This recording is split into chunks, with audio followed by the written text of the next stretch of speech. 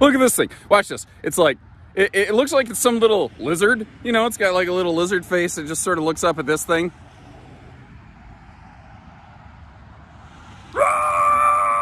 Like a Muppet.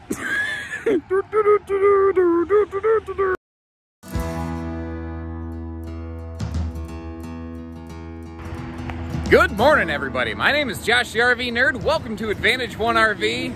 And have I got something special for you today. Take a look at this thing. Coming in just over 2,500 pounds. This is a Rockwood GeoPro 15 TB. It is a late model. And what's really cool about this one is at the time this was built, the owner basically said, I want one with every option. I want one with the sport tire and wheel package with the extra ground clearance and the bigger tires. I want one with the solar, with the roof air, with the everything. This one has the everything. It has the previous owner's hitch and just a whole bunch of accessories included, the original griddle. So you might be asking, why is it here? Well, unfortunately, the owner said in their own words, we just weren't using it enough. And actually what's funny is this was down the street at Haylett RV, just getting some minor seasonal service work done, some just checking on the roof sealants to make sure everything's in good working order, which it is. They just threw a picture of it online and everyone's like, oh my gosh, I want to see this thing. Well, the owner saw that and said, well, I wasn't really thinking about it, but maybe I could let this thing go if everyone's so hot to drop for it. It looks brand new inside. It looks super cool outside. And it barely, what is it, 2,554 pounds dry weight before you add some cargo. This is potentially SUV, Jeep towable. This thing is so fun. And although I don't dislike the very light tan, I think they call it Monte Carlo interior of the newer GeoPros, if I'm being fair, I actually always preferred this lighter, brighter look because it's a small space. And I think the lighter colors do wonders toward kind of opening everything up and giving you a little bit bigger feeling of space, if nothing else. The super exaggerated vault on the ceiling is also something that really helps in here. Now, I'm going to do something I don't usually like to do. I'm going to flip into ultra wide view mode just to help you kind of get a better understanding of how one thing relates to another. I don't normally like to do this because it feels deceptive to me because it makes the RV look bigger than it actually is. But I don't exactly have the normal space I would have in this one to really pan around the way I'd like to. And it's funny, like 3 days ago, the moment I stepped inside a trailer, it was just raining sweat. And this morning it's like 40 degrees. Welcome to Pierre, Michigan. But what I didn't want to give you a Michigan tourism promo. Actually, what I wanted to mention here is, as I'm sure you've guessed, but in case you weren't aware, this, like, does it all. This is either, like, you know, a 2-bench lounge. You've got that table that can fold out to give you, like, a 6-person cedar dinette. You can use it as, in a sense, like a twin-bed floor plan. You can also put that table down between them and turn it into, like, one giant, I call it king vertible bed system. So it's a compact little camper, but there really isn't much it can't do. You may have also noticed we are carpetless, we are ventless. This thing is so small it doesn't need ducted furnace type work over here. This TV, it is either 110 or 12 volt. It actually has an integrated DVD player. Then you have your Bluetooth stereo up top just below the Wi-Fi Ranger switch. We'll actually see that up on the roof. Note that extra large fan over here just above your kitchen space. Not to mention the fact that back here by the dining, you've got opposing windows that can give you some good airflow. They're tilt open windows though, which sometimes can be a little restrictive on your airflow. And that's where that big XL vent fan really comes into play, because it can force some air cycling through the RV and really kind of easily compensate, I think, for the for the airflow thing. Hold on. I'm sorry. It's early. I'm tired. I watched Predator last night, so when I see the password on this is "change me now," it's an Arnold Schwarzenegger password. Do it. Change me now.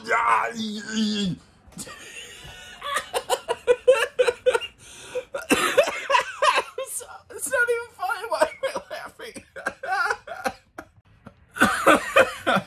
Okay. We're good. No, I'm not. Hold on. Okay, I think I got myself put back together. I was laughing too much at something that frankly isn't even that funny to really show you this storage compartment over here. Now, tucked up under inside of there at the top is actually a hanging rack. That is a little miniature closet. We've got our solar charge controller over here, which has kept these batteries nice and healthy, actually, even despite me running around here, flipping all the lights, checking the awnings to make sure stuff works. This is gas and electric. It's 110 and propane. It's not 12 volt. Oh, apparently somebody liked to do the do. I will leave those there as a, you know, housewarming gift to the next owners. Do it! Buy the camper, do it now! Oh my lord, I just discovered something. Arnold Schwarzenegger would be the most amazing RV salesperson. You know, the thing is, I could actually, if you don't follow him, like, I'm a fan, not a fanatic, but the guy is funny. Like, he does not take himself too seriously. I think that there's a lot to be said for that. Now, something I want to mention. You're looking in here, and you're going, what the what? There's no shower surround paneling? Don't worry about it, because that's Azdel. That's not just like common wood paneling. And it's interesting, but it's actually kind of effective. Sorry, once again, it's a small space. What they basically did here is they used a baggage door to create a bathroom compartment where you can keep, like, obviously your toilet paper and stuff like that. It's interesting, but it's really effective. You got the little water-saving shower miser down there, which is great because it's such a small camper, they just cannot have giant holding tanks on this. And yes, it's a wet bath. There's a lot of people, though, that look at something like this that go, I'll just use the park facilities. I'll just turn this into a closet. Like, how would you use it as a bathroom? Would you convert it? What would you do here? Tell me now. I'm here.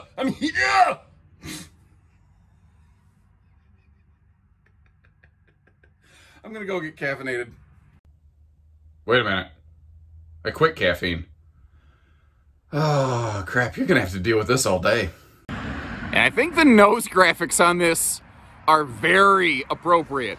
Because if there's ever been an RV that just screams, well, this is it. That is awesome. That is just such a sweet decal. Frankly, I think the people over at Jayco's Eagle Division, they need to find that graphic and they need to adopt it on the front of everything. That is just, that thing looks amazing. Then, I'm sure, let's see, show of hands. Who can guess what kind of vehicle the previous owner used to tow this around? Any guesses? Anybody? We'll get to that custom graphics package in just a minute.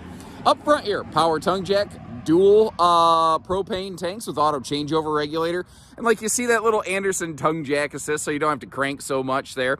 And the weight distribution bars. There's a bunch of accessories from the previous owner included with this here. It's actually pretty cool. Actually, I don't think they even used the 12-volt TV inside. Just a guess. Now, it does have a 100-watt roof solar panel. This was made before Rockwood had adopted the 190 package. You do see there below that marker light right there, though, you have a portable side plug in case you're wanting to get off grid a little bit longer. As the stickers here indicate, we are made with Azdel. GeoPro actually always has been, and double Azdel at that. They were one of the very first mainstream brands to adopt double Azdel. Sewer hose caddy, spare tire, and factory tire. I mean, here's another cool thing. I didn't talk about this previously. Not only are these factory tires so new, you don't got to worry about them, but the entire RV is so young, it may qualify for same as new RV financing. That's pretty cool. Frank, even though my household, we happen to have a Jeep that I could theoretically use to tow this, I don't care if I had a Ford or a Chevy or, I don't care, a Tundra. I'd leave the graphics package on this. It looks absolutely awesome to me. And I don't know, it's just a conversation piece if nothing else. Now, under the bed here, you can see there's storage. There's a Rhino Flex hose kit, which doesn't appear to have ever been used, thankfully. You see all aluminum structure under here, too. That's a cool thing with Rockwood. The entire RV's skeleton is aluminum structured, and anything that's going to be load-bearing, such as that, you know, lounge, dinette, combo bed thing in the back, that's going to be aluminum structured. Now, this was built with the roof rack system. I'll get you a peek up there in just a minute. But one of the things I wanted to show you, because this one has a rear cargo door, which is what I call the junk in the trunk. When the ladder is down, you go, well, how do you get in there? Well, there's just a couple pins you can pull, and you can pull the ladder away so that you can use the door. And obviously, it's like literally you can do it with one hand. It's not a big deal. Neat little note, though. This little camper does have front and rear stabilizers. A lot of times you start getting into small, compact little campers and you miss out on little details like that. Apologies for the background noise. We are right next to the road on this one.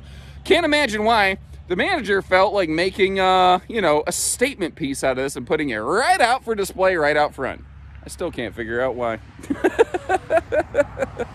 Well, we've weaved our way around here. Let me get you to the upstairs area, give you a look at the solar and the goodies up there. So first of all, this is a walkable roof. Secondly, with the ProRack roof mount system, which we're looking at half of it here, it's small enough I'm gonna have a hard time getting the whole thing in frame. You actually bulk up that ladder. That's not the standard ladder that would have been on the back of this. It's actually rated for 50% more weight. This is a 300-pound rated ladder versus the normal 200-pound ladder that would have been on this. Funny thing is, GeoPros now have a standard 250-pound ladder, so they kind of split the difference. The vent fan above the kitchen area there, you see has the roof vent cover. We've got the Wi-Fi Ranger giving us, it's a signal access point, so if you, you know, you have park Wi-Fi available, or if you, there's an LTE upgrade you can apply to that to have some mobile data, you're good to go there. You see the low-profile roof air conditioner. That right there, what's interesting about it, it's actually not the tallest thing on the camper. The TV antenna and the MaxxAir vent fan, those are actually slightly taller than the air, which is another cool thing about this one. It is potentially a little bit garage friendly. And then again, you've got the 100-watt battery tending solar package over here, which is doing a great job. All the lighting and everything that's been inside. This RV hasn't been used in a while, and the batteries are in top shape. That's another thing. That right there can keep your batteries healthy longer. So I think the only problem you're gonna have with this one, ooh, got some sun peeking through the trees there. Only problem you're gonna have with this one right here is just people are gonna see this thing and everyone's gonna wanna know what's inside. If you're an introvert, you could use this to get off the grid a little bit. Otherwise, expect some company. People are gonna be knocking on that door.